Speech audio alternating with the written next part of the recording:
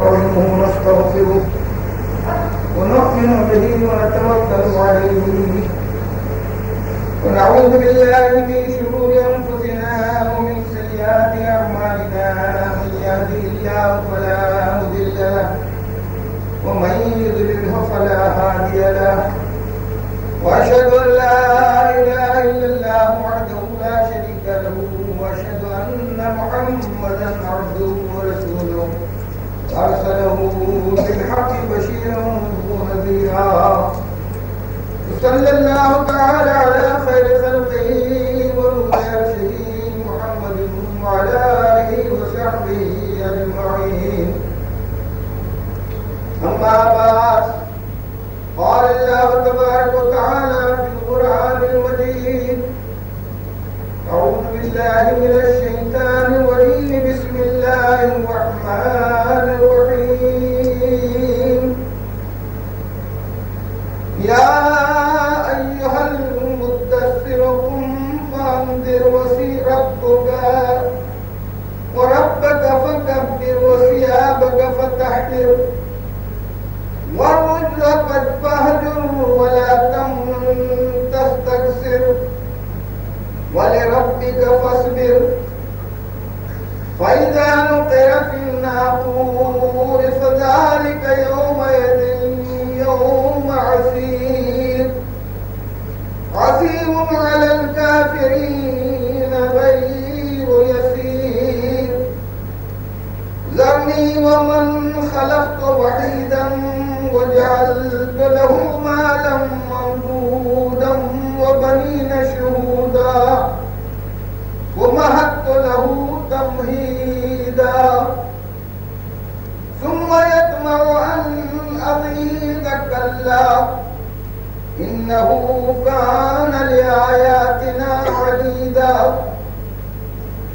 سأرهقه صعودا إنه فكر وقدر فقتل كيف قدر ثم قتل كيف قدر ثم نظر ثم عبس وبصر ثم أدبر واستكبر فقال إن هذا إلا سحر يؤثر إن هذا إلا قول البشر سأصليه سقر وما أدراك ما سقر لا تبقي ولا تذر لواحة للبشر عليها 19 وما جعلنا أصحاب النار إلا ملائكة وما جعلنا عدتهم إلا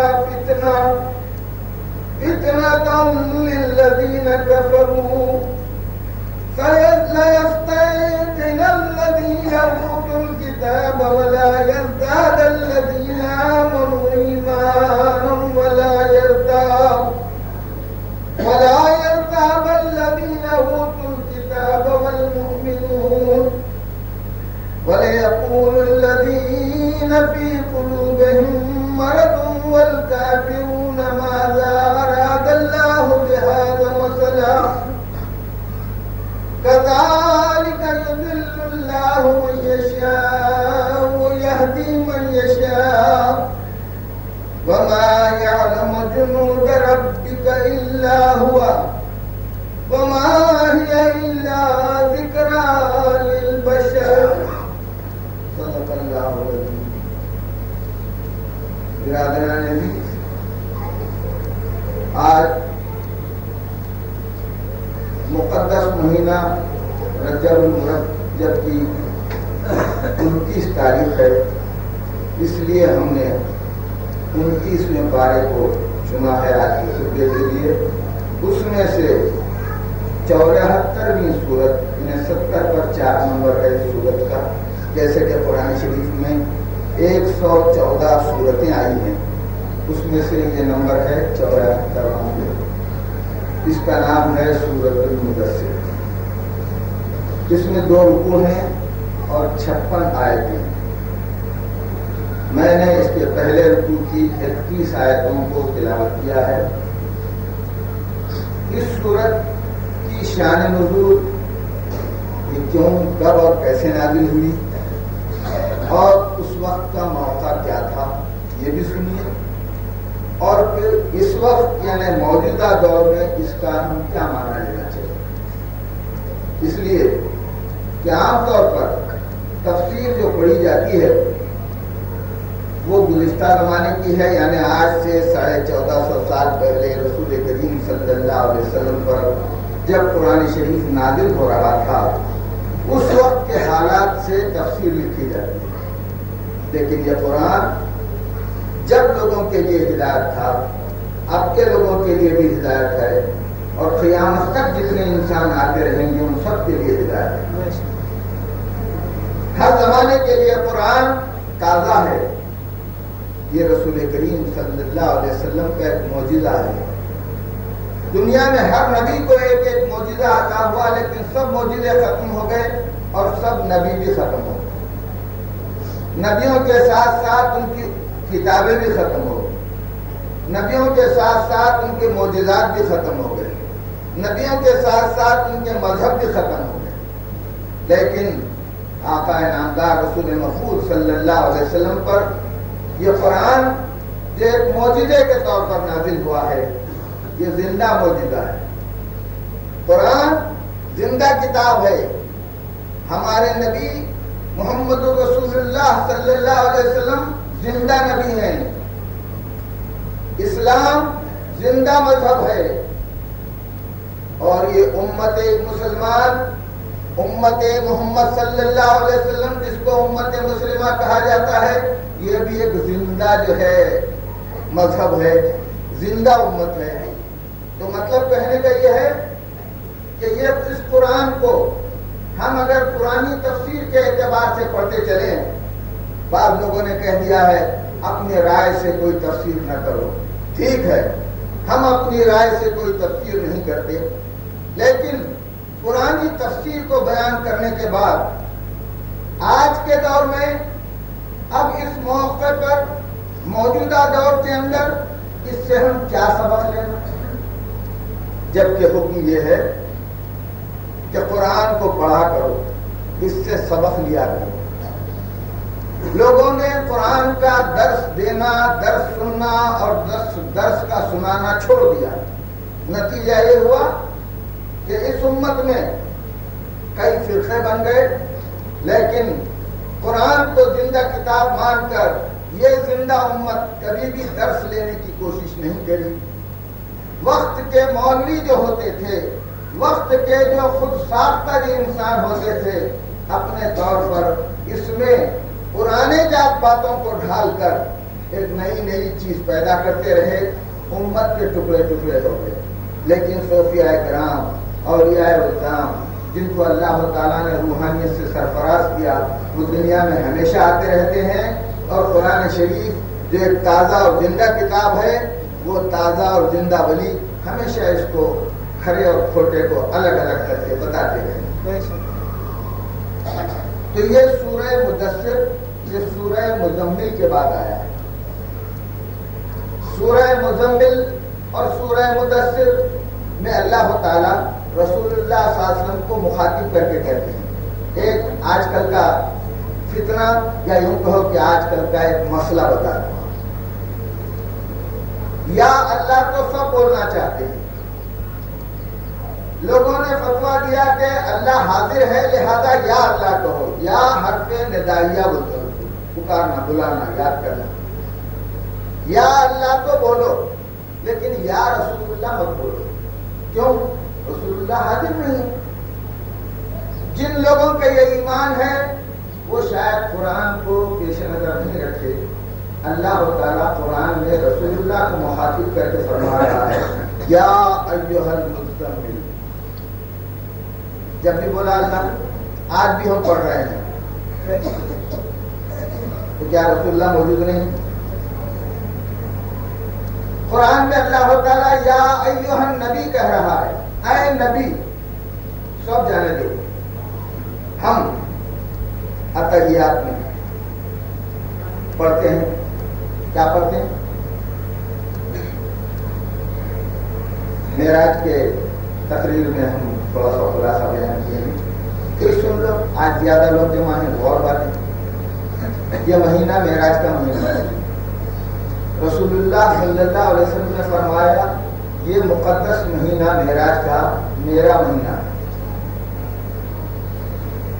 رجب و شہری، اس کے بعد آنے والا مہینہ شعبان کا شعبان و شہر اللہ، رمضان و شہر الامت. ایسا کیوں بولے رسول اللہ صلی اللہ علیہ وسلم؟ میرے نزدیک اس کی توجیہ ہے، اس کی تعبیل ہے، تعبیل کر رہے ہیں اس کو سمجھانے کے لیے.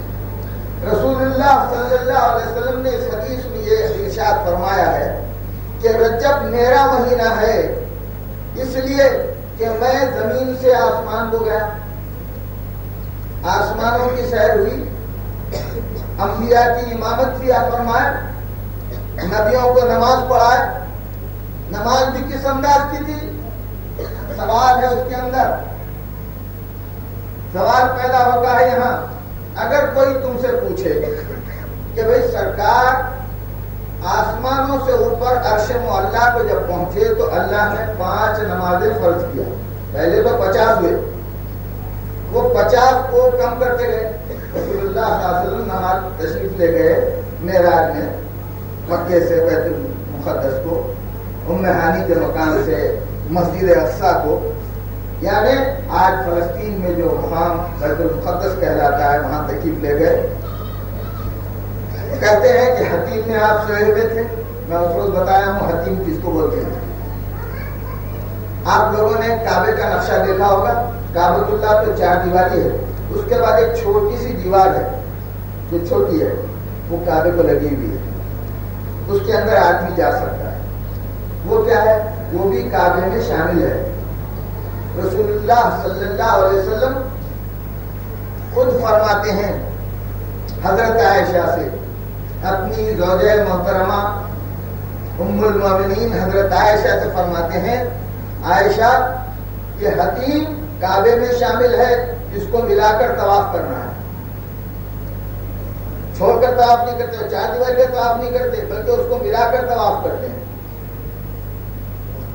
اس کے اندر کچھ نہیں ہے، اب زمین کے برابر کر دیا گیا ہے. مگر سچ یہ ہے کہ اس کے اندر 2 قبریں ہیں. حضرت ہاجرہ یعنی ابراہیم علیہ السلام کی بیوی اور ان کے بیٹے حضرت اسماعیل جو پیغمبر گزرے ہیں، جن کی اولاد میں رسول اللہ صلی اللہ علیہ وسلم رسول بن کر تشریف لائے. ان دونوں کی قبریں ہیں. طواف کیا جاتا ہے کعبۃ اللہ کا، لیکن درمیان میں قبریں موجود ہیں. قبروں کا طواف نہ کرنے والوں سے ہم پوچھتے ہیں کہ آج قبروں کو زمین کے برابر کر کے وہاں نشان نظر نہیں آ رہا ہے، مگر ان کے دونوں کے جسم پاک اس زمین میں موجود ہے، انہی کا طواف کرتے ہو. حج کو جا کر جو طواف کیا جاتا ہے وہ کعبۃ اللہ کے ساتھ ساتھ حضرت اسماعیل اور ان کی ماں حضرت ہاجرہ کا، ان کے جسم کا، ان کے جو ہے مزار کا طواف کیا جاتا ہے. وہ طواف جس مقام پر کیا جاتا ہے اس حتیم میں سرکار آرام فرمائے ہوئے تھے. ایک روایت. دوسری ایک روایت یہ ہے کہ اپنی پھوپھی کے مکان میں سرکار تشریف فرما تھے. بعض لوگوں نے کہا کہ مہانی کے مکان میں تھے. وہاں جبرائیل امین آئے اور رسول کریم صلی اللہ علیہ وسلم سے عرض کیا کہ یا رسول اللہ آج معراج کی رات ہے، آپ کو اللہ کے حدود چلنا ہے. وہاں سے نکلے اسی مقدس مہینے کی 27ویں رات، 26 دن گزرنے کے بعد جو 27ویں رات آتی ہے اس میں معراج کی رات کہتے ہیں. ایک چھوٹا سا سوال عام لوگوں کو سمجھنے کے لیے، عالم آئے تو عالمانہ باتیں کریں گے، عام لوگوں کے اندر عام باتیں کرنا چاہیے. دیکھو ایک آدمی، ایک لڑکا پیدا ہو، بچہ پیدا ہو، اب وہ بڑا ہو رہا ہے، معراج ہو رہی ہے اس کے جسم کی، ذرا بڑا ہو گیا، لڑکا ہو گیا، لڑکپن آ گیا، جوانی آ گئی، معراج ہو رہی ہے اس کے جسم کی معراج. بڑھ گیا، داڑھی آ گئے، مچھا آ گئے، ضعیف ہو گیا نہیں، اس کی معراج ختم ہو گئی. اب اس کے بعد آگے کچھ معراج نہیں، جسمانی معراج. مراتب کی معراج، ایک پیدا ہونے والا پیدا ہوا بچہ، معلوم نہیں آگے چل کر کیا ہونے والا ہے، لیکن ایک چپراسی بن گیا، چپراسی کے بعد وہ لکھا پڑھا ہو گیا تو اس کو شہریدار بنا دیے، اہلکار بنا دیے، اس کے بعد وہ آگے چلتے چلتے چلتے پیشکار ہو گیا، پیشکار ہوتے تھے تعلقدار ہو گیا، تعلقدار ہو گیا کمشنر ہو گیا، وزیر ہو گیا، اس کے بعد امیر ہو گیا، بادشاہ ہو گیا، صدر بن گیا۔ اب اس کے بعد کیا ہوگا؟ اور کوئی معراج ہے اس کی؟ آخری ہے درجے کے لحاظ سے، پڑھے لکھے کے لحاظ سے۔ اب آئیے مذہب کی طرف۔ ایک آدمی پیدا ہوا، رسول کریم صلی اللہ علیہ وسلم مکے میں حضرت آمنہ کے گھر تولد ہوئی، بچے تھے، جسمانی معراج ہو رہی تھی، یہاں تک کہ آپ دائی حلیمہ کے گھر میں دودھ پیتے رہے، وہاں بکریاں چراتے رہے، اپنے بھائی کے ساتھ دودھ شریف بھائی جس کو کہتے ہیں اس کے ساتھ پھرتے رہے۔ دائی حلیمہ نے اپنا کام ختم کیا اور آمنہ آپ کی والدہ اور دادا عبد المطلب جو تھے ان کے گھر لا کر چھوڑ دیا، بات ختم ہو گئی۔ اس کے بعد سرکار پھر جو ہے دادا کے زیر پرورش رہے، دادا کا بھی انتقال ہو گیا۔ حضرت ابو طالب جو حضرت علی رضی اللہ تعالیٰ عنہ کے والد محترم ہیں ان کے زیر پرورش رہے، یہاں تک کہ آپ بڑے ہو گئے، تاجر ہو گئے، تجارت کر رہے اور حضرت ابو طالب کے ساتھ شہر شہر پھرنے لگے۔ اس وقت ہوتا ایسا تھا کہ بازار لے کر پھرتے تھے، ہر قسم کا سامان ہوتا تھا، یہ گاؤں میں گئے بازار لگا، وہ گاؤں میں بازار لگا، وہ گاؤں میں بازار لگا۔ ملک شام کے راستے کی طرف آپ تجارت کے لیے تشریف لے جا رہے تھے تو وہاں کے پادری نے عیسائیوں کا گرو، عیسائیوں کے جو ہے مرشد جس کو کہتے ہیں، راہب یا پادری اس کو کہتے ہیں، آج کے زمانے میں فادر ہوتا ہے، وہ بھی پہنچا ہوا آدمی تھا۔ اس نے دور سے دیکھا رسول کریم صلی اللہ علیہ وسلم کے چہرے مشرق کو اور حضرت ابو طالب کو بلایا، بلا کر کہا تم کون ہو، کیا نام ہے تمہارا اور تمہارے ساتھ وہ نوجوان کون ہے؟ تو حضرت ابو طالب نے کہا میرا نام ابو طالب ہے، ہم مکے کے شرفاء میں سے ہیں، کعبے کے متولیوں میں سے، اور میرے ساتھ میرا بھتیجا محمد بن عبداللہ کے یتیم ہے، میرے زر پرورش ہے، میرے ساتھ تجارت کرنے کے لیے ساتھ آتا ہے۔ تو اس یہودی، اس عیسائی پادری نے کہا کہ میں اس کے چہرے میں ایک نور دیکھ رہا ہوں۔ باز انسان تھا وہ بھی، اس نے کہا میں اس کے چہرے بسرے میں ایک نور دیکھ رہا ہوں، اس کے پیشانی میں میں دیکھ رہا ہوں کہ نبوت کا تارا چمک رہا۔ اے مکے کے شریف انسان، تو اس کو آگے لے کر مت جا، کہیں ایسا نہ ہو کہ اس کے دشمن اس کو ہلاک کر دے،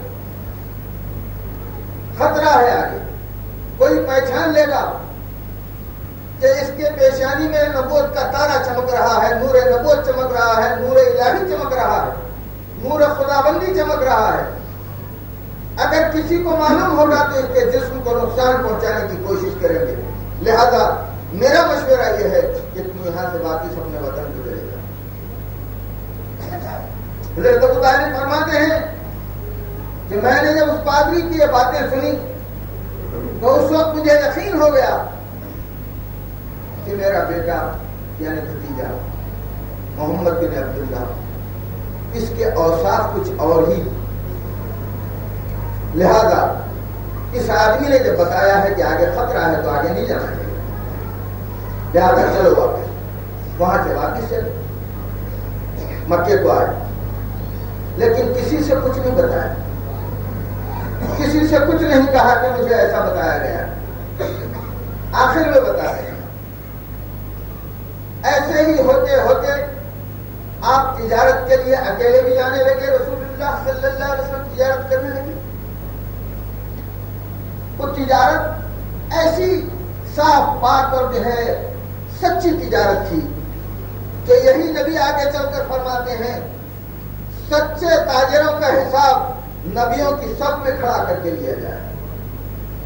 ताजिरान सिद्दीक जिसको कहते हैं, सादिक और अमीन जो ताजिर होते हैं, सच्चे ताजिर जो होते हैं, उनका हिसाब नबियों की सब में खड़ा करके लिया जाए। खुद तिजारत के लिए निकले, अभी नबी नहीं बने, वापिस आए तो हर एक यही चाहता था। देखा लोगों ने कि खूब बरकत हुई है तिजारत, कोई माल नहीं बिका नहीं है, बल्कि तिजारत में खूब बरकत हुई है। ये शोहरत होते होते हजरत खुदैजा जो एक बेवा औरत थी और मालदार औरत थी, उनको मालूम हुई।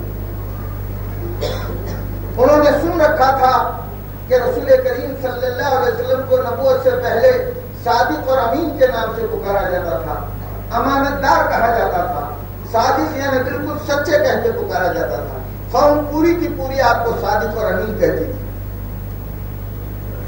हजरत खुदैजा ने सरकार को बुलाया, अभी नबी नहीं बने, कहा मेरा माल अगर तुम चाहो तो तिजारत के लिए ले जाओ, बहुत माल पड़ा, बहुत मालदार औरत है। कहा ठीक है ले जाऊंगा। कुछ लोग पहले भी मेरा माल ले जाते थे और मुनाफा लाकर दे देते थे, यानी हिसाब किताब घर में करके जितना मुनाफा बचता था हजरत खुदैजा को लाकर देते थे। रसूलुल्लाह की तिजारत के लिए माल लेकर चले। हजरत खुदैजा के घर से काफिला निकला, तिजारत के लिए गए। वापिस जब आए तो हजरत खुदैजा अपने कोठे पर बैठकर देख रही थी कि मेरा तिजारत का काफिला वापिस आ रहा है, और सीधा जो है हजरत खुदैजा के घर को आया। आप ताजुब करने लगे कि लोग घर को जाते थे, नहा धोकर माले तिजारत जो ले जाते थे, उसका जितना मुनाफा होता था उतना लाकर पहुंचाते थे, और ये अजीब आदमी है कि पूरे का पूरा यही ला लिया, मुनाफा भी इधर ही और फिर मुद्दल भी इधर ही। आया पूरा माल और जो कुछ रस्म थी, जो कुछ भी वो था, वहां हजरत खुदैजा के हवाले किया और कहा कि ये तुम्हारा जो माल था उसका मुनाफा और ये पूरा मुद्दल जिसको कहते हैं हमारे जुबान में, ये पूरे का पूरा है, आप हिसाब करके रखो और मेरा जितना हिस्सा होता है अलग निकाल के रखो, मैं आकर ले जाऊंगा, मैं जरा घर जाके नहा धोकर चुप करने लगी। ये हर तिजारत करने वाला हिसाब करके मेरे को खाली मुनाफा ला के देता था, और यह अजीब आदमी है कि माल तिजारत भी लाया, मुनाफा भी लाया, जो कुछ जो है उसकी गठड़ी थी वो भी ला ली है, गठड़ी भी इंच है, मुनाफा भी इंच है, सब माल भी इंच है। आपने हिसाब करके देखा तो बेहिसाब मुनाफा पहुंच गया। ताजुब करने लगे ये कैसे सच्चे इंसान है। बेशक मोहम्मद सादिक और अमीन। पहला ईमान है हजरत खुदैजा का। फिर आए सरकार, कहने लगी आप हिसाब नहीं किए इसका? बोले हिसाब करना तुम्हारा काम, मेरे दामन में जो कुछ था मैंने यहां डाल दिया, हिसाब तुम कर दो। हिसाब करके देखा बहुत मुनाफा है इसके अंदर। उसके बाद आप चूंकि बेवा थी, हजरत अबू तालिब रसूलुल्लाह सल्लल्लाहु अलैहि वसल्लम के जो चचा हजरत अली के वालिद मोहतरम हैं, उनको कहला भेजी, क्या है अबू तालिब, मैं तुम्हारे भतीजे मोहम्मद सल्लल्लाहु अलैहि वसल्लम से निकाह करना चाहती हूँ, अगर आप राजी हैं तो मुझे पूछो। हजरत अबू तालिब ने कहा कि मैं अपने भतीजे से पूछ कर बताऊंगा। आपने अपने भतीजे मोहम्मद रसूलुल्लाह सल्लल्लाहु अलैहि वसल्लम से फरमाया कि भतीजे खुदैजा का पैगाम आया है निकाह का, क्या तुम इसको कबूल करते हो? कहने लगे चचा बाप दाखिल होता है, आप राजी? मैं राजी। आप अगर राजी हैं मैं कहा चलो लाए। हजरत अबू तालिब ने खुद ही निकाह पढ़ा, मेहनत आदमी, और हजरत खुदैजा सरकार की ज़ौजा और बीवी बन गई। यानी रसूलुल्लाह सल्लल्लाहु अलैहि वसल्लम अब तक यका और तनहा थे। इंसान की इंसानियत की मेराज कहाँ होती है? جب جسم تکمیل ہو جاتا ہے۔ انسان نکاح کرنے سے پہلے آدھا انسان ہوتا ہے، جب نکاح ہو جاتا ہے تو مکمل انسان ہوتا ہے۔ کیوں انسان مکمل ہوتا ہے؟ آپ نے سنا ہوگا کہ آدم کی پھسلی سے ہوا کو نکالا گیا تھا، تو گویا آدم آدھا رہ گیا، ہوا آدھی رہ گئی۔ جب ہوا آدم سے مل گئی تو مطلب یہ ہوا کہ جسم مکمل ہو گیا، معراج ہو گئی جسم۔ اب اس کے بعد رسول اللہ صلی اللہ علیہ وسلم کچھ تجارت کرتے رہے، تجارت سے زندگی سے دنیا کی زندگی سے جی اچاٹ ہو گیا، تو غار حرام جا کر مراقبہ بیٹھنے لگے، اللہ کی یاد میں بیٹھنے لگے، فکر و ذکر میں رہنے لگے۔ وہاں اللہ تعالیٰ نے جبرائیل امین کو بھیجا اور قرآن شریف کا سورہ اقرا بسم ربک الذی پہلی سورت جبرائیل کے ذریعے سے سرکار پر نازل کی۔ جسمانیت کی معراج مکمل ہو گئی، اب روحانیت کی معراج شروع ہو رہی ہے۔ سرکار نبی بن گئے، اس کے بعد مصیبتوں کا پہاڑ ٹوٹ پڑا۔ حضور جب نبی بن گئے تو اپنی نبوت کا اعلان کس انداز سے فرمایا؟ یہ قرآن جب نازل ہوا تو اللہ تعالیٰ فرماتے ہیں قم فانذر انذر عشیرتک الاقربین، تیرے قریب رہنے والوں کو یاد دلا خدا اور ڈرا ان کو۔ حکم کی تعمیل میں رسول اللہ صلی اللہ علیہ وسلم مکے کے بازو کی پہاڑی پر جو ہے کھڑے ہو گئے اور لوگوں کو آواز دی کہ اے لوگوں آؤ، میں تمہیں ایک بات بتانا چاہتا ہوں۔ وہاں طریقہ تھا جیسا ہمارے پاس ڈھنڈوری پیٹتے ہیں یا کسی وجہ سے لوگوں کو بلانا ہے تو اعلان کرتے ہیں، وہاں اعلان کا طریقہ تھا، سب لوگ جمع ہوئے۔ تو حضور نے پہلے اپنے تعلق سے لوگوں کو پوچھا، اے لوگوں تمہارا میرے تعلق سے کیا خیال ہے کہ اگر میں تم سے کہوں کہ اس پہاڑ کے پیچھے ایک فوج چھپی ہوئی ہے، ابھی آ کر تم کو تباہ و برباد کرے گی، لوٹے گی، کاٹے گی، مارے گی، تو کیا تم یقین کرو گے؟ تو سب پورے مجمع نے، مکے کا کوئی آدمی باقی نہیں تھا، سب نے کہا کہ اے محمد تم صادق ہو یعنی سچے ہو، امین ہو یعنی امانت دار ہو، اور ہم تمہاری ہر بات کو سچ مانیں گے۔ آج تک تم نے کبھی جھوٹ نہیں بولا، مکر و فریب نہیں کیا، غیبت و چغلی نہیں کی، کسی سے برائی نہیں کی، یتیموں کی سرپرستی کرتے رہے، بیواؤں کے سر پہ ہاتھ پھیرتے رہے اور سب کی مدد کرتے رہے۔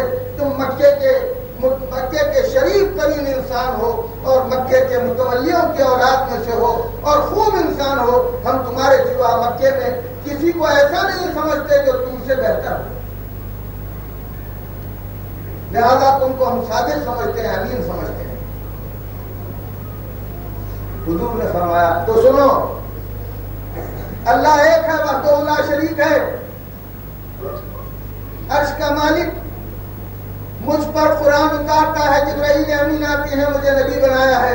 اگر تم مجھے سچا مانتے ہو تو مانو لا الہ الا اللہ محمد رسول اللہ، کوئی معبود نہیں، کوئی عبادت کے لائق نہیں، صرف اللہ عبادت کے لائق ہے اور محمد اللہ کے رسول ہے۔ سب کہنے لگے یہ جھوٹ بولنے کے واسطے ہم کو بلایا تھا۔ سب سے پہلے انکار کرنے والا رسول کریم صلی اللہ علیہ وسلم کا حقیقی چچا ابو لہب، جس کے تعلق سے قرآن میں تبت یدا ابی لہب وتب ایک سورہ ہے،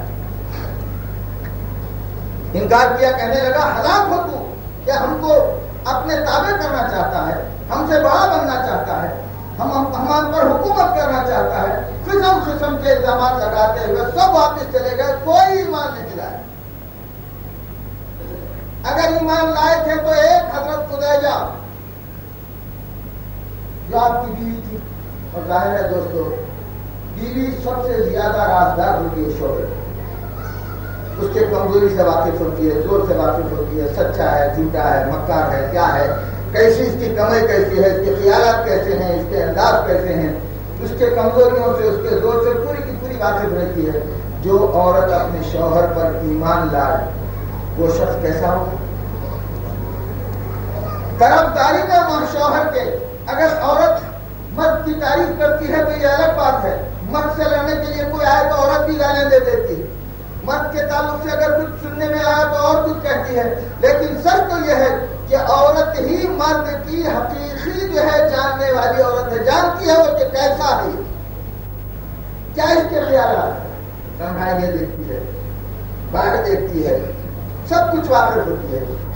حضرت خدیجہ رضی اللہ تعالی عنہا جو رسول کریم صلی اللہ علیہ وسلم کی بیوی ہیں، سب سے پہلے مومنہ اور مسلمان، پہلا ایمان لانے والی عورت۔ رسول کریم صلی اللہ علیہ وسلم پر جب قرآن نازل ہوا تو حضور پر ایک جھاڑا جیسا ہے، کلام الہی کی حیبت جسم پاک پر ایسی ہوئی کہ حضور گھر کو پہنچے اور کہنے لگے زملونی عائشہ، مجھے خدیجہ زملونی، اے خدیجہ مجھے کپڑا اڑا دے، مجھے کمبل اڑا دے، مجھے سردی ہو رہی ہے۔ کو دیکھا ہے یعنی جبرائیل امین کو دیکھ رہا ہے، مجھ پر ایسی کیفیت گزری اور مجھ پر یہ آیتیں نازل ہوئی۔ حضرت خدیجہ کہتی ہیں آپ بیواؤں کے دستگیر ہیں، یتیموں کے جو ہے ملجا و ماوا ہیں، غریبوں کے غمخوار ہیں، آپ جدا ہونے والوں کو ملانے والے ہیں اور ملنے والوں کو خوشخبری پہنچانے والے ہیں۔ اللہ تم کو ضائع نہیں کرے گا، اللہ تم کو نہیں ستائے گا، اللہ تعالیٰ تم کو دنیا میں باقی رکھے گا اور تم سے کچھ کام لینا چاہتا ہے۔ اس کے بعد حضرت خدیجہ اپنے ایک دور کے آدمی کو کہتے ہیں کہ کوئی عورت تھی یا راہب کوئی اور آدمی تھا، اس کے پاس لے گئی اور کہنے لگی کہ ان پر ایسی ہے، اس کا کیا حال ہے؟ تو اس آدمی نے کہا کہ ان پر نازل ہونے والا فرشتہ جبرائیل پہلے نبیوں پر بھی آیا کرتا تھا، یہ ان کے نبوت کی نشانی ہے، یہ نبی بنے ہیں، مگر نبی بننا آسان کام نہیں ہے۔ ایک وقت آئے گا کہ عرب کا ذرہ ذرہ ان کا مخالف ہوگا، بچہ بچہ ان کا مخالف ہوگا، مرد عورت اور بچے، عقل مند اور جاہل اور پاگل جتنے بھی ہیں سب ان کے مخالف ہوتے چلے جائیں گے اور عرب کی زمین ان پر تنگ ہو جائے گی، یعنی مکے کی زمین ان پر تنگ ہو جائے گی۔ ایک وقت آئے گا کہ مکہ ان کو چھوڑنا پڑے گا ظلم کی وجہ سے۔ اور کہا کاش میں ضعیف ہو چکا ہوں، اس وقت تک زندہ نہیں رہوں گا، اگر میں زندہ رہتا تو اس وقت تمہارے نبوت کی تصدیق کرتا۔ اس آدمی نے کہہ دیا جو دوسرے معنوں میں ایمان بھی لا لیا۔ اس کے بعد ایک ایک ایک ایک کر کے نبی بنتے گئے، ایک ایک ایک ایک نبی کے ہاتھ پر جو ہے صحابہ بنتے گئے۔ حضرت صدیق ایمان لائے، حضرت علی ایمان لائے، حضرت زید ایمان لائے۔ چار آدمی کئی دنوں تک جو ہے چار سے آگے نہیں بڑھے۔ چار سے مطلب ایک بیوی حضرت خدیجہ، ایک بھائی اور وہ بھی کم سے 9 سال کی عمر کے حضرت علی۔ آزاد مردوں میں اور بڑے آدمیوں میں صرف ابو بکر صدیق، اور گھر کے غلام جو رسول کریم صلی اللہ علیہ وسلم کو چھوڑ کر کبھی نہیں گئے، حضرت زید۔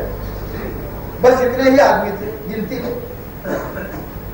ایک ایک ایک ایک آتا تھا اور ایمان لاتا چلا جاتا تھا، یہاں تک کہ رسول کریم صلی اللہ علیہ وسلم 13 سال مکے میں مصیبتیں سہتے رہے، اور جو ایمان لاتا تھا اس پر بلا کی مصیبتیں نازل ہوتی تھیں۔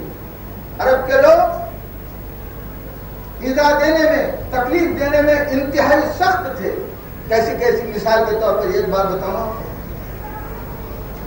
ایک عبداللہ بن مسعود ایمان لائے یا اور دوسرے صحابی ایمان لائے، ان کو کیا کرتے تھے؟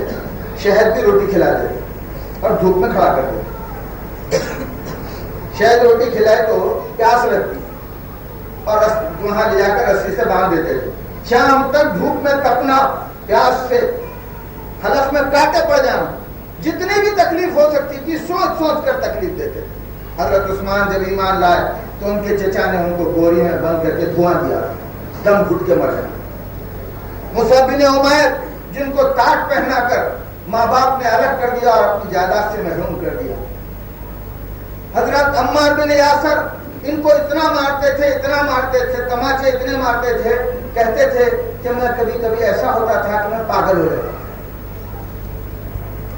لیکن جو بھی ایمان لاتا تھا پتھر کی لکیر تھی، جان جاتی تھی لیکن ایمان نہیں جاتا۔ اسی طرح 6-7 سال گزرے.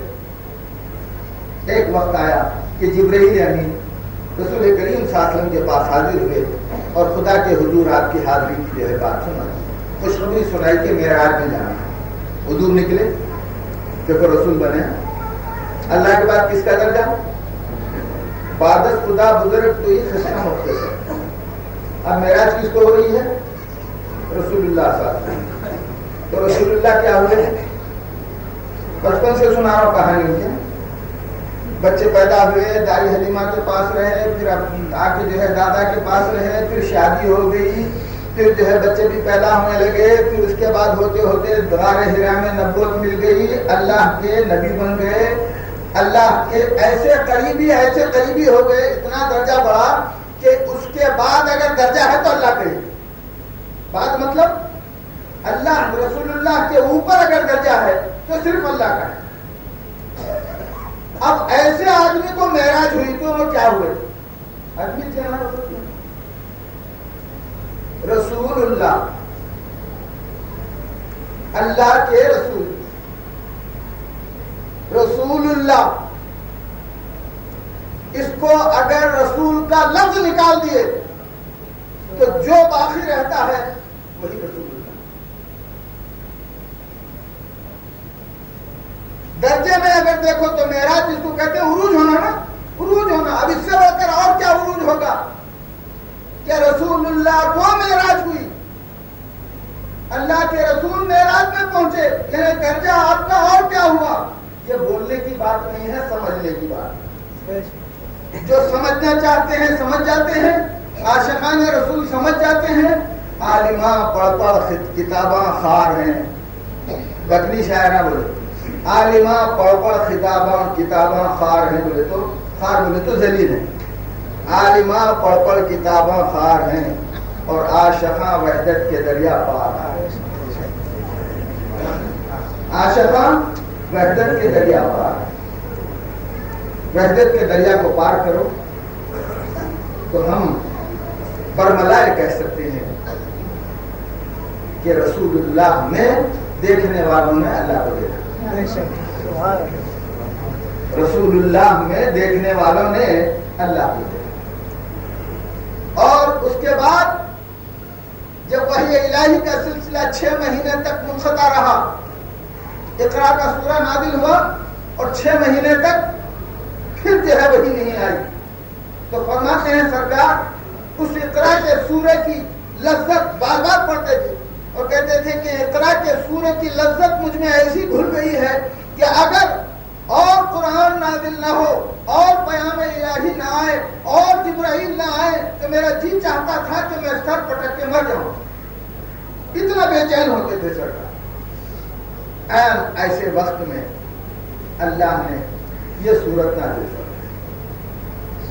کون سی؟ جس کو سورہ مدثر کہتے ہیں. یا ایھا المدثر, اے چادر نبوت کے اوڑھنے والے. مدثر چادر کو کہتے ہیں, یعنی رسول اللہ صلی اللہ علیہ وسلم چادر اوڑھتے تھے, چمڑا باندھ کر بھی اوپر سے چادر اوڑھتے تھے, نہیں کبھی چادر اوڑھتے تھے. تو مدثر کے معنی کپڑے اوڑھنے والا, چادر اوڑھنے والا. رسول اللہ صلی اللہ علیہ وسلم کو آج بھی بول رہا ہے نہیں اللہ کہ قرآن سے یہ آیتیں نکال دینا. یا ایھا المدثر, اے نبوت کی چادر اوڑھنے والے. سرکار نبوت کی چادر اوڑھے ہوئے ہیں. کب تک ہے یہ نبوت کی چادر؟ جب تک دنیا ہے, جب تک یہ نبوت کی چادر ہے, اور جب تک خدا ہے, جب تک اس نبوت کی چادر ہے. تو جب تک جو ہے کائنات ہے اس وقت تک یہ نبوت چلنے والی. ہم کسی مردہ نبی کا کلمہ پڑھنے والے نہیں ہیں, بلکہ ہم زندہ نبی کا کلمہ پڑھتے ہیں. میں نے دلی کی تقریر میں, دلی میں جب جو ہے حضرت نظام الدین محبوب الہی کے عرس میں تقریر ہوئی تھی تو اس وقت بتایا تھا کہ ہم زندہ نبی کا کلمہ پڑھنے والے ہیں. لا الہ الا اللہ محمد رسول اللہ, کوئی معبود نہیں مگر اللہ ہے. اللہ کو تو سبھی مانتے ہیں. عربی میں اللہ بولتے, فارسی میں خدا بولتے, انگلش میں گاڈ بولتے, سنسکرت میں ایشور بولتے, عبرانی زبان میں ایل بولتے. دنیا کی ہزاروں زبانوں میں اللہ کے نام موجود ہے. اللہ کو سب ماننے والے ہیں. لیکن جو رسول کو مانا، جو محمد عربی صلی اللہ علیہ وسلم پر ایمان لایا، اسی کا نام مسلمان ہے۔ اب دوسرا معنی اس کا، کوئی معبود نہیں مگر اللہ ہے اور محمد اللہ کے رسول ہیں۔ تھے نہیں بولنا، جو تھے بولا تو اس کا مطلب یہ ہوا کہ اب نہیں ہے۔ مثال کے طور پر اگر ہم بولے ہمارے ابا تھے تو مطلب یہ ہوا کہ سامنے والا سمجھ جاتا ہے اب نہیں ہے۔ ہمارے ابا ایسا کرتے تھے، ہمارے ابا ایسا کرتے تھے، ہمارے ابا درگاہ بڑھتے تھے، درگاہ کے سجادے تھے، درگاہ کے متولی تھے، ایسا انتظام کرتے تھے، ویسا کرتے تھے بولے تو سامنے والا سمجھتا ہے اب نہیں مر گئے بولے بولے۔ تھے کا مطلب نہیں ہے، کا مطلب اب بھی ہیں، جب بھی تھے اب بھی ہیں، قیامت میں بھی نظر آنے والے ہیں، قیامت تک رہنے والے ہیں۔ ہے کا مطلب ہے۔ اگر کوئی پیر مرشد اپنے مرید کو رسول کریم صلی اللہ علیہ وسلم تک پہنچا کر ملا سکتا ہے تو کسی کا ہاتھ پکڑ کے اس کو رسول اللہ تک پہنچانا، اللہ تک پہنچانے والے رسول اللہ۔ مجلس نظامی حضرت خواجہ نظام الدین اولیاء رحمۃ اللہ علیہ کا عرس عام طور پر تقریر کرنے والے کرتے رہتے ہیں۔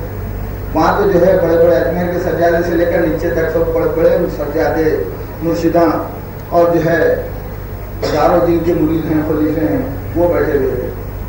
وہاں ہمارے پیر جامع نظامی صاحب قبلہ رحمۃ اللہ علیہ نے فرمایا تھا کہ مولانا ابو الحسن کچھ فرمائیں گے۔ کیا فرمانا؟ آواز کرنے کھڑے ہو، اب مسجد کو آتا ہے جینا تقریر کرنے کے لیے، ایک ہی مسجد نہیں، یہاں تو نہیں آتے لوگوں کو بھی آتے ان کو معلوم ہے کہ یہاں کی تقریر کیسی ہوتی ہے، یہاں کی باتیں کیسی ہوتی ہیں، اس واسطے یہاں تو نہیں آتے، مگر جس مسجد میں جاتے ہیں نماز ان کو اعلان ہو جاتا، کوس نہ کر کرانا، برا بولنا ہے، لوگوں تم بدماش ہو، تم چور ہو، تم ڈاکو ہو، تم نماز نہیں پڑھتے، روزہ نہیں رکھتے، فلاں نہیں کرتے، بچھا نہیں کرتے۔ کہاں شراب کو نہیں بول رہے ہیں، سنم خانے میں، شراب خانے میں، جوئے خانے میں جا کر تقریر نہیں کر رہے، مسجد میں کر رہے ہیں اور مسلمانوں کو اعلان کرتے۔ جس کو جو 8 روز کے بعد سے اللہ ہے، رسول اللہ ہیں، ہم اللہ کو سجدہ کرنا ہے، ان کو ایسا ہے نا، ان کو کیا بولنا یہ نہیں معلوم۔ نمازی ارادے سے جو نماز کے آتا ہے اسی کو گالیاں دیتے ہیں، اسی کو کوستے ہیں، اسی کو برا بولتے ہیں، تم ایسے ہیں، تم ایسے ہیں، تم ایسے ہیں۔ اور یہ بھی پہلا ایسے رہتے ہیں چپ نیچے سنتے رہتے، اس کا منہ بند کرتے نہیں۔ ارے اس کو بولنا چاہیے کہ بابا ہم نماز پڑھنے کے لیے آئے ہیں، 8 روز کے بعد جمعہ کو آئے ہیں یا جمعہ کو آئے ہیں، تم باہر سے آئے ہیں، کون روز پڑھتا ہے کون روز نہیں پڑھتا تو تم کو کیا معلوم ہے؟ نماز کے بعد تم کو جو ہے اللہ کا عشق، رسول کا عشق پیدا کرنے کی باتیں بتانا چاہیے تھا، بجائے اس کے اوندھی سیدھی گالیاں دے دیتے ہیں، اوندھی سیدھی باتیں بول دیتے ہیں، تو اس کے بعد جو ہے پھوٹا ساٹی لاؤ چندہ لاؤ نہیں چل رہے، یہاں سے لوگ وہاں جانے کا وہاں پہنچاؤ، یہاں پہنچاؤ، آخر کو ان کو جنت کو پہنچاؤ۔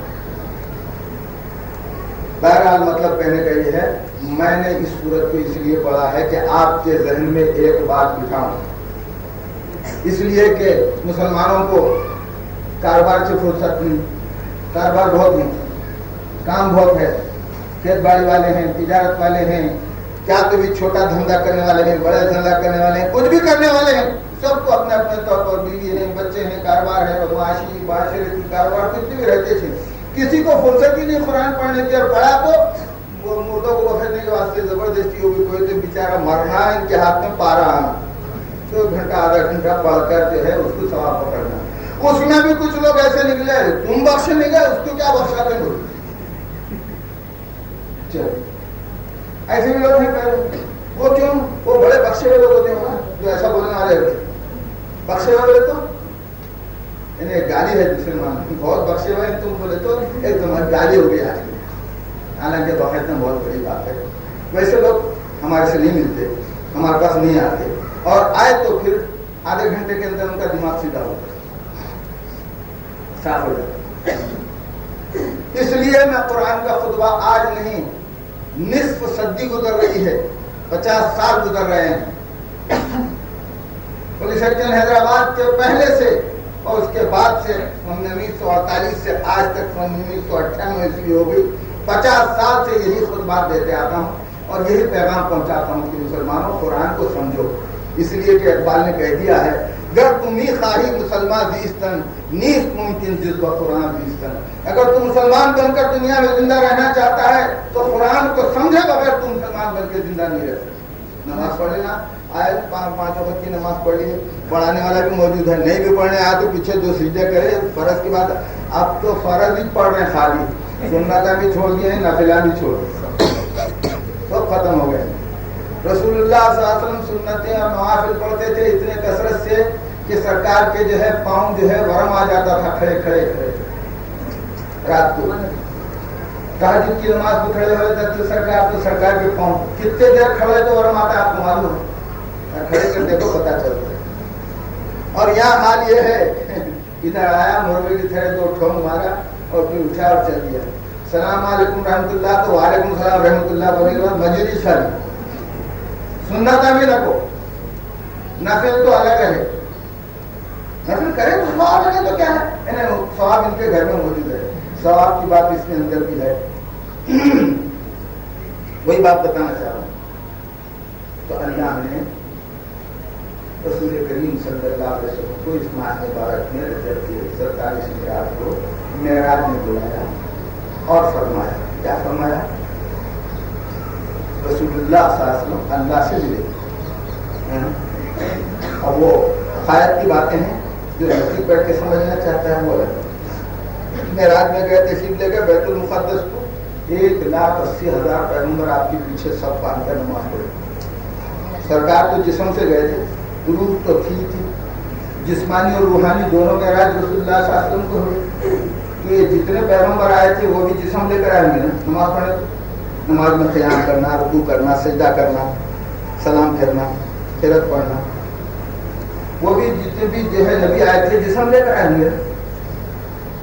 ہاں جسم میں ویسا روح سے آئے تھے تو رسول اللہ کی روحانی معراج ہوئی, جسمانی کہاں ہوئی. اور جسم کے بغیر روح ہوتی ہے تو آدمی ڈرنے لگ جاتا ہے. اس واسطے کہ اکثر ہوتا ہے ایسا, خواب میں فلاں کی روح ہوئی تھی, حضرت میرے کو جو ہے خواب تعویذ دو, انہوں نے آنا. ارے تمہارے شوہر ہیں انہوں کیوں نہیں آیا؟ تو ارے نہیں زندہ رہتے کہ آتے تھے, اب ہمارے پاس نہیں آئیں گے. ارے ہمارے پاس روح آتی ہے, تم گھبرا رہی کیوں؟ نہیں نہ کو بند کرو, ان کا آنا بند کرو. روح آئی تو ڈرتے ہیں, اور جسم کو مرتے کے ساتھ ہی جا کے دفن کرتے ہیں. پھر جسم اور روح دونوں ہیں تو آدمی جو ہے محبت بھی کرے گا, پیار بھی کرے گا, ڈرے گا نہیں. یہی تھی بیوی تھی, پیارا شوہر تھا, پیارے بچے تھے, مر گئے, دفن کر دیے. باپ سرپرست اعلیٰ ہیں, ان کی جائیداد تقسیم کر لینے کا, آگے چل کے ان کی جگہ پہ بیٹھنے کا, مر گئے, جا دفن کر دیے. کیوں؟ باپ کون؟ پھر جسم کے روح. وارث کون؟ جسم کیا روح. پھر روح کیا بات ہے, جسم کیا بات ہے؟ یہی بات کو سمجھنے کے واسطے مرشدوں کے پاس بیٹھنا ہے, اللہ والوں کے پاس بیٹھنا ہے. نہیں مرشد بات ہے بتا کے مرید کر دیے, وظیفہ دے دیا, عمر پر یہ پڑھتے رہو, جاؤ. ہاں بولے حضرت پڑھ لو, کچھ بھی نہیں ہو رہا, تیرے خدمت میں کیا کروں بولتے. علم نہیں مٹھی نہیں, مرشد کو خود علم رہا تو جو ہے مرید کو علم دے. عالم علم والے مرشد, مرشد کے معنی ارشاد کرنے والا. جو ارشاد نہیں کرتا وہ مرشد نہیں ہے.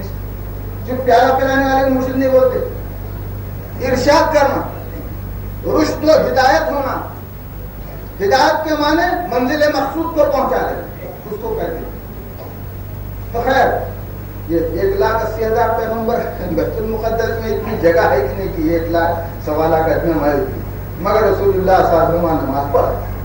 یہ ایمان ہے ہمارا, سب کا ایمان ہے. سرکار میں نماز پڑھا. اب جو صدر بیت المقدس ہے, وسیع شدہ عمارت ہے, اب بھی 1,00,000 آدمی رہتے ہیں کہ نہیں کہ اس کے اندر کھولتے ہی نہیں تھے, مگر رسول اللہ کو نماز پڑھا. ایمان ہے. پھر وہ کون سی نماز تھی؟ رسول اللہ اوپر جانے کے بعد 5 نمازیں پڑھ ہوئے, اور یہاں جو معراج میں سرکار نیچے نماز پڑھا کے اوپر گیا نا, واپس آ کے نہیں پڑھائے, پہلے پڑھا کے گئے. تو وہ کون سی تھی؟ فجر کی تھی, ظہر کی تھی, عصر کی تھی, مغرب کی تھی, عشاء کی تھی. رسول اللہ کو تو معراج آدھی رات کے بعد ہوئی نا. آدھی رات کے بعد کون سی نماز ہوتی ہو؟ جب نمازاں فرض ہی نہیں ہوئے تھے تو پھر سنت کا بھی سوال نہیں, تہجد کا سوال نہیں, پھر وتر کا سوال نہیں. کون سی نماز کرو, کون سی نماز پڑھا؟ بس اخباروں میں آتا ہے اس کا مضمون پڑھ کے مولوی بھی اس کی تقریر کر دیتے ہیں. ان حقیقتوں کو سمجھو, ان کو, اس چیز کو اگر سمجھیں گے ایمان مضبوط رہے. حقیقت ایمان, حقیقت قرآن, حقیقت انسان, اس بات پر اگر آدمی اٹل رہے اور سمجھے تو بہت بڑی بات ہے. یہی چیز تو بتانا ہے. تو خیر یہ بات پوچھنے پر بتائی جا سکتی ہے. آدمی کہاں تک سمجھا ہے, وہ سمجھے کے بعد جو ہے آگے کا سوال کرا تو اس کو جواب دینے آتا. ایک آدمی بولا میرے کو 4 کا پہاڑ جو سیکھا ہوا استاد بولے تو 3 کا پہاڑ پڑھ سنو, 3 دن 6 3 کی گرم 3 سے 3 پہ بولا اچھا ٹھیک ہے آتا ہے.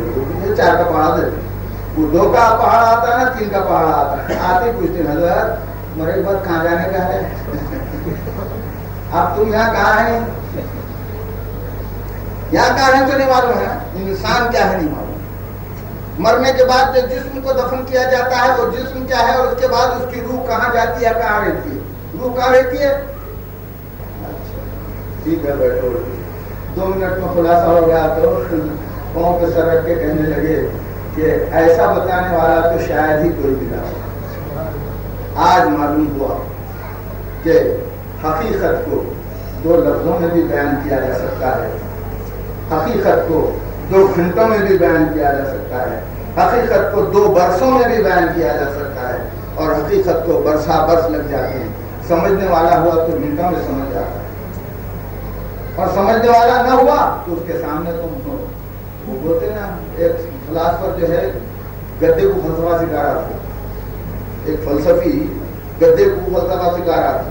انہیں ڈھنچوں کو مارنے لگا تو انہیں لکڑی دیا تو اس کو مار لگا. وہ بعد سے آدمی جا رہا تھا, انہوں نے بولا اس کو کیوں مار رہے ہیں, اس کو برسوں سے بولی فلسفہ سکھا رہا ہوں, سیکریٹ نہیں. بولے تو نہیں, وہ گدا نہیں ہے, بولے تو گدا ہے. کیوں گدھے کے سامنے فلسفہ اور انسان کے سامنے ہو, عقل مند کے سامنے ہو, کچھ سمجھنے والے کے سامنے ہو.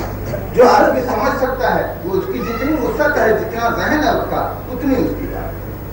تو بہرحال آئیے 2 آیتوں کا خلاصہ سنا دیں آپ کو, اس لیے کہ خطبے کا اللہ تعالیٰ کہہ رہے ہیں یا ایھا المدثر, اے کپڑے کے اوڑھنے والے, اے چادر کے اوڑھنے والے. کون سی چادر؟ کپڑے کی, ریشم کی, نیلون کی. کون سے کپڑے کی؟ وہ کپڑا چادر نبوت. اے چادر نبوت کے اوڑھنے والے, وَرَبَّكَ فَكَبِّرْ, اور اپنے رب کی بڑائی سے ہم بیان کریں. وہ رب کا اور تیرا رب فکبر, بہت بڑا ہے. کتنا بڑا ہے؟ وہ بڑا ہے, تجھے بھی بڑا بڑا ہے. اللہ اتنا بڑا ہے, ہم نماز میں کیا پڑھتے ہیں؟ اللہ اکبر بول کے رکعت باندھتے ہیں, اور رکوع میں جائے تو پھر کیا بولتے ہیں؟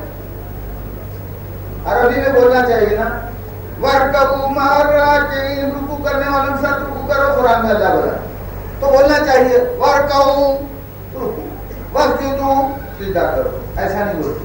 جب بولے اللہ اکبر کہنا تھا, اللہ اکبر رکوع کرو, اللہ اکبر سجدہ کرو. سجدے سے سر اٹھاتے وقت بھی اللہ اکبر, اللہ اکبر پہ سبو. کیا کبریائی بیان کی رسول کریم صلی اللہ علیہ وسلم. ارے جب تم جھکو تو بھی اللہ اکبر بولو, سجدہ کرو تو بھی اللہ اکبر بولو, اور اللہ تم کو اتنا بڑا بناتا ہے کہ اٹھتے وقت بھی اگر تم سجدہ کر کے اٹھ رہے ہو تو بھی اللہ اکبر بولو. اللہ کی تکبیر بیان کرو, اللہ کی بڑائی بیان کرو. سرکار نے بتا دی کہ کیا نماز کی حد تک کی؟ نہیں, ہر وقت اللہ ہو. یہاں تک کہ رسول کریم صلی اللہ علیہ وسلم کے معیت میں آپ کے پیچھے نماز پڑھنے والے سرکار نے بڑائی بیان کی. تو آج اتنے بڑے ہیں, اتنے بڑے ہوئے اس وقت کہ رہتی دنیا تک ان سے بڑا کوئی ولی نہیں ہے. صحابہ کرام کے بڑائی کے سامنے سارے دنیا کے اولیاء اللہ ہیں. دنیا کا کوئی ولی ان کے خاک کو نہیں پہنچ سکتا, ان کی دھول کو نہیں پہنچ سکتا. کب جو ہے نماز پڑھے تھے، کب کلمہ پڑھے تھے؟ کوئی 40 سال میں، کوئی 20 سال میں، کوئی 50 سال میں، کوئی 60 سال میں، کوئی 70 سال میں، کچھ جتنی عمر گزری تھی جب کلمہ پڑھ لیا، جب سرکار کے ساتھ ہو گئے، ایسے بڑے بن گئے، ایسے بڑے بن گئے. ہاں کبھی کبھی شک ہوتا تھا صحابہ، یا رسول اللہ ہم نے اپنی جوانی میں ایسے ایسے کام کیے ہیں کہ اللہ ہم کو بخشے گا. سرکار نے فرمایا جس روز تم نے میرے ہاتھ پر بیعت کر لی، لا الہ الا اللہ محمد رسول اللہ پڑھ لیا، اب پچھلے گناہوں کو یاد کرنے کی ضرورت نہیں ہے، ان گناہوں کے بدلے میں اللہ تعالیٰ تم کو نیکی عطا کرتا ہے. ان اللہ یذہب السیئات، اللہ وہ ہے جو تمہارے گناہوں کو نیکی بنا کے پیش کرتا ہے. ان کے گناہ جو پہلے کے تھے وہ نیکیوں میں تبدیل ہو گئے. یہ رسول اللہ کے ہاتھ کی برکت تھی، رسول کریم صلی اللہ علیہ وسلم کے دست مبارک کی برکت تھی، جس ہاتھ کو اللہ اپنا ہاتھ بولا. ید اللہ فوق ایدیہم، صحابہ کے ہاتھوں پر اللہ کا ہاتھ تھا. تو رسول اللہ کہاں گئے؟ ذرا سوچو تو صحیح، رسول اللہ بیعت لے رہے ہیں صحابہ سے، 1400 صحابہ بیعت کر رہے ہیں، اور اللہ بھی بول رہا ہے ید اللہ فوق ایدیہم، اے نبی تیرا ہاتھ نہیں وہ میرا ہاتھ تھا. رسول اللہ کا ہاتھ کہاں گیا؟ معلوم ہوا کہ جو ہاتھ اللہ میں فنا ہو جاتا ہے وہ اللہ کا ہاتھ بن جاتا ہے، جو زبان اللہ میں فنا ہو جاتی ہے اللہ کی زبان بن جاتی ہے، جو پاؤں اللہ میں فنا ہو جاتے ہیں اللہ کے پاؤں بن جاتے ہیں، اور اسی پاؤں سے چلتا ہے، اسی زبان سے بولتا ہے، اسی آنکھ سے دیکھتا ہے، اسی کان سے سنتا ہے، اور اسی طرح سے جو ہے اللہ تعالیٰ اس انسان سے کام لیتا ہے. تو یہاں اللہ تعالیٰ کہہ رہے ہیں ثیابک فطہر، ثیابک فطہر یعنی اپنے کپڑوں کو پاک کر. طہر بولے تو پاک، طاہر کو مانے پاک کرنا، طہر بولے پاک کرنا. ثیابک تیرے کپڑے، اسی سے ثوب ہے، ثوب کے مانے کپڑا، ثیاب کہتے ہیں کپڑے. ثوب بولنے کی وجہ سیاب کیوں بولے؟ اب عام طور پر ہم ثواب استعمال کرتے ہیں کہ ایسا کرے تو اتنا ثواب ہے، ویسا کرے اتنا. وہ ثواب کیا ہے؟ ثواب کی کیا معنی؟ ثواب کے معنی یعنی عام طور پر جو بیان کیے جاتے ہیں نیکی کا بدلہ. اللہ تعالیٰ قرآن میں فرما رہے ہیں ثیابک فطہر، اپنے کپڑوں کو پاک کر. نعوذ باللہ رسول اللہ کے کپڑے ناپاک تھے جو اللہ نے پاک کر. وہ ہمارا ایمان تو کہتا ہے کہ رسول کریم صلی اللہ علیہ وسلم کے جسم کا بال بال اللہ پاک کر دیا. پھر کیوں بول رہا ایسا؟ معلوم ہوا کہ رسول کریم صلی اللہ علیہ وسلم پاک کرنے والے تھے، پاک ہو گئے تھے، پاک کرنے والے تھے. جو پانی پاک ہوتا ہے وضو کے لیے استعمال ہوتا ہے، پینے کے لیے استعمال ہوتا ہے. ایک بات بولنے کو جی چاہتا ہے، سن لو. بہت لوگ ہیں، پھر کبھی ہو سکتا ہے آ جائے ذہن پر نہ آئے. پانی پاک کب ہے؟ اس کا رنگ نہیں بدل رہا، مزہ نہیں بدل رہا، بو نہیں بدل رہا. پانی میں بو آ گئی پاک نہیں، وضو کے قابل نہیں، پینے کے قابل نہیں. پانی کا رنگ بدل گیا، ہرا ہو جاتا ہے، کچھ پیلا ہو جاتا ہے، کیا وہ آ گئی، رنگ بدل گیا، منہ میں دیکھو مزہ بھی بدل گیا. چلو نہ پینے کے قابل ہے نہ وضو کے قابل. والرجز فاہجر، اور یہ جھوٹوں سے الگ ہو جائے، یہ ناپاک لوگوں سے الگ ہو جائے. قرآن کو ظاہر میں پڑھتے ہیں اور اولیاء اللہ اور صوفیاء باطن میں پڑھتے ہیں. قرآن کے باطن سے واقف ہوتے ہیں. قرآن کے دو طرح کے علم ہیں، ایک ظاہر ایک باطن. ظاہر پر جو فدا ہوتا ہے اس کو شریعت مل جاتی ہے، اور باطن پر جو فدا ہوتا ہے اس کو طریقت مل جاتی ہے.